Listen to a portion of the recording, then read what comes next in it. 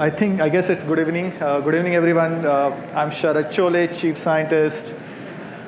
Um, so what we believe in that the current AI applications are bottlenecked or limited by the capabilities of the NPUs. We see that significant amount of effort has been spent in application engineering, sparsity, pruning, compression, and even after that, the NPUs are underutilized. Like even on a well-known benchmark like ResNet, the utilization is stuck at 30 to 35%.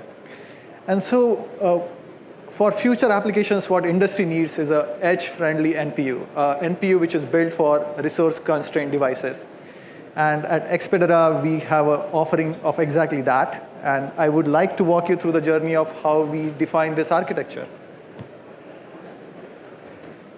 So edge AI SoC comes in a different form factors. It can be your headset, which are doing denoising, or it can be a point-and-shoot camera, which is recording video or processing images, or it can be ADAS or automotive vehicles.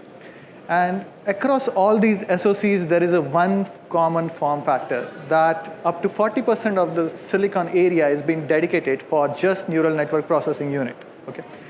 And this is not scalable, neither this is sustainable. Like if tomorrow's application requires double the amount of computational capacity, you cannot just keep on doubling the area that is being allocated to NPU. Even if you account for the technology node scaling, the neural network computational demand is far outpacing that. So we need an NPU which is more utilized, which is more area efficient, and which can scale the performance without really doubling the area.